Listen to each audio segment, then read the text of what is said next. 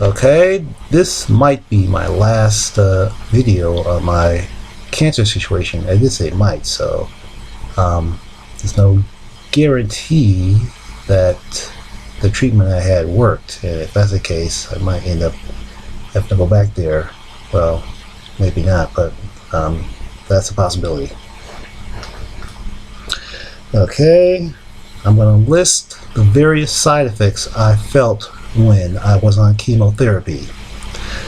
First and foremost is the metallic taste. At least that's what they call it. But to me, the so-called metallic taste tastes more like soap, or something soapish. And when I got the metallic taste for the first time, about 3 weeks into my 3 weeks, I think it's close to a month, maybe 3 weeks, whatever the case, somewhere around that time. That's when the metallic taste manifested, and it remained unchanged even on the days when I don't get chemo. Still have a metallic taste, and it got worse and worse. It messed me up all kinds of ways. But as things stand now, the metallic taste is almost gone. It's practically not there.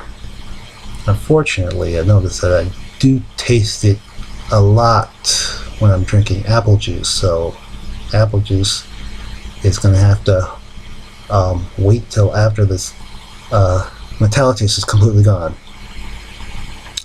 Another side effect is the sore throat problem, and the sore throat problem happened whenever I swallow food or drink or swallow water, swallow liquids, things like that. It was incredibly painful, so painful it almost made me stop eating. But when I was eating under chemotherapy, I ate far less than I usually do. Not the case now since I'm off of it, and most food tastes normal now.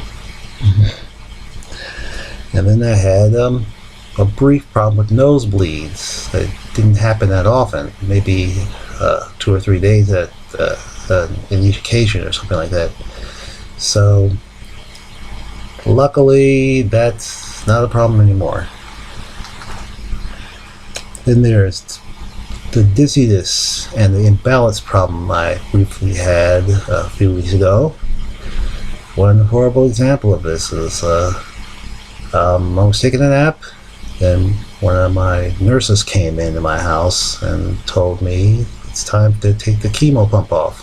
So I got up, approached her, blacked out, and next thing you know, I found I was on the ground. I was on the floor, more specifically. Yep. In fact, the dizziness and imbalance problems became so bad I had to use a walker for a while.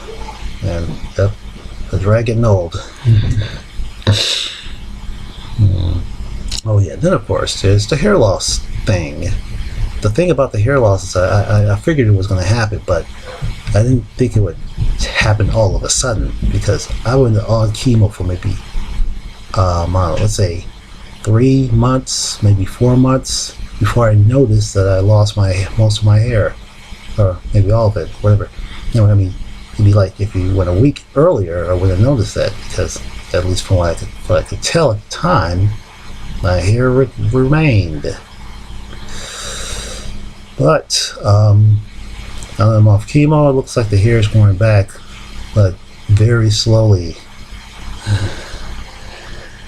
And I think the worst problem currently is the numbness in my fingers, the tips of my fingers and the tips of my toes. Now, before that problem happened, I did notice a slight tingling sensation, if you want to call it that. And the tips of my fingers when I would touch cold things. Otherwise, it felt completely normal. Then around I believe 5 months into the chemo sessions, it started, and chemo stopped a few weeks after that intense finger toe problem, and I still have that problem right now. It's messing me up all kinds of ways. My writing skills have been reduced, but my drawing skills haven't been reduced as much, but still, this needs to stop. I'm tired of how decades of chemotherapy have been in use and they never even got around to figuring out how to reduce the side effects.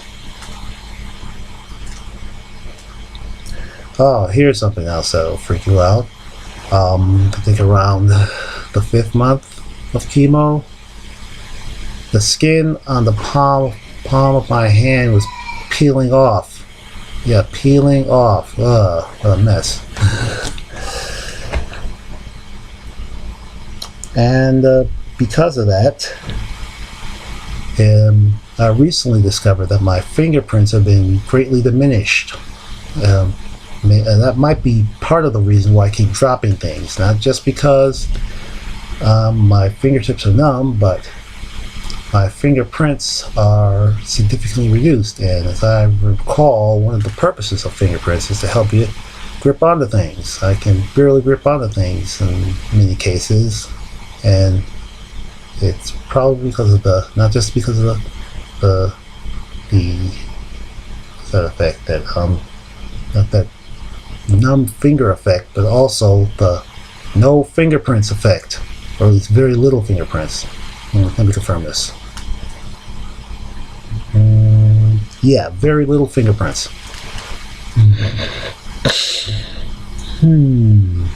Oh yeah, let's see. Another side effect I felt was a burning lip sensation.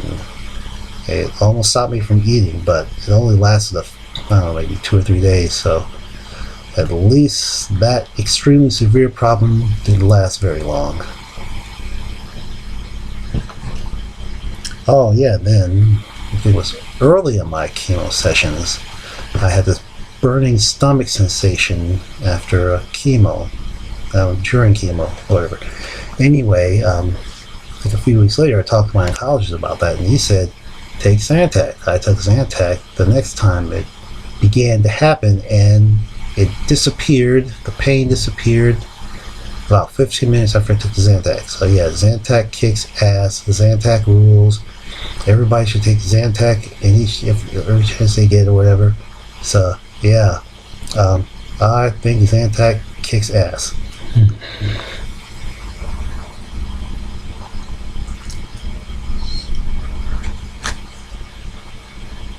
Oh, here's a problem that's really upsetting, and the problem is what I call the burning butthole situation. So I wipe my butt, and it's agonizingly painful. Plus, there's also anal bleeding. That problem didn't really last very long, and I've noticed that occasionally it props up now, even though I'm off of chemo.